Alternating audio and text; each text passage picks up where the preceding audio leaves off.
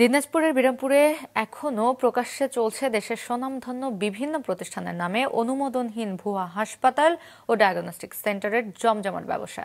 এ ব্যাপারে মাছরাঙা টেলিভিশন সহ বিভিন্ন গণমাধ্যমে সংবাদ প্রচারিত হলেও কোনো ব্যবস্থা নেয়নি প্রশাসন। হিলি প্রতিনিধি হালিমান রাজির পাঠানো তথ্যচিত্রের ডেস্ক রিপোর্ট। দিনাজপুরের বিরামপুর বাজারে এখনো ঝুলছে স্কয়ার হাসপাতাল অ্যান্ড ডায়াগনস্টিক সেন্টারের নামে সাইনবোর্ডে দেশের স্বনামধন্য প্রতিষ্ঠান স্কয়ারের নাম থাকায় বিভ্রান্ত ও প্রতারিত হচ্ছেন স্থানীয় সহজ সরল মানুষ। অথচ অনুমোদনহীনভাবে গড়ে ওঠা এ হাসপাতালে নেই পর্যাপ্ত ডাক্তার, চিকিৎসা সরঞ্জাম ও ল্যাব বা মানসম্মত চিকিৎসা সেবা। নাম দেখে চিকিৎসা নিতে গিয়ে বিভ্রান্ত ও প্রতারিত হচ্ছেন অনেকেই।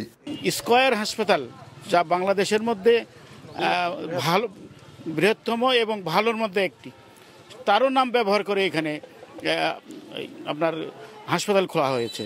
এখানেও সাধারণ যারা লেখাপড়া কম জানে, যাদের ধারণা কম, তারা প্রতারিত হচ্ছে। এতগুলা ডায়াগনস্টিক সেন্টার বিভিন্ন ঢাকার মতো বড় বড় ডায়াগনস্টিক সেন্টারগুলোর মতো নাম দিয়ে রাখছে। এই যে নাম, সেখানে কাজের মতো কাজ ঠিক মতো হচ্ছে বলে তো আমার মনে হয় না। বড় বড় হাসপাতাল, বড় বড় ক্লিনিক, কিন্তু কামের দিক দিয়ে, সেবনের দিক থেকে অতটা গুরুত্বপূর্ণ হচ্ছে না, হয় না। হাসপাতাল কর্তৃপক্ষের দাবি এটি এখনো চালু হয়নি, তবে কাগজপত্র প্রক্রিয়াধীন রয়েছে। নাম সংক্রান্ত ভুল সংশোধনের প্রতিশ্রুতি দেন তারা। এটার কাগজপাতি প্রক্রিয়াধীন অবস্থায় আছে। এই কাগজপাতি ওকে হওয়ার পরে আমরা এই হসপিটাল এবং ডায়াগনস্টিক সেন্টার দুটো চালু করব। এখানে শুধুই ডাক্তার বসে, ডাক্তার প্রেসক্রিপশন করে। এই হসপিটালের কার্যক্রম সমস্ত কিছু হয়ে গেলে হসপিটাল চালু হবে। অনুমোদনহীন এ প্রতিষ্ঠানের বিরুদ্ধে আইনগত ব্যবস্থা নেওয়ার আশ্বাস দিয়েছেন স্থানীয় প্রশাসন।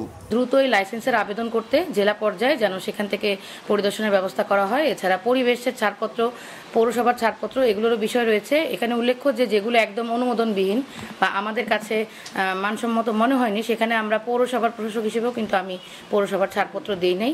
তো ভবিষ্যতেও এই ধরনের অভিযান আমরা অবশ্যই পরিচালনা অব্যাহত রাখবো।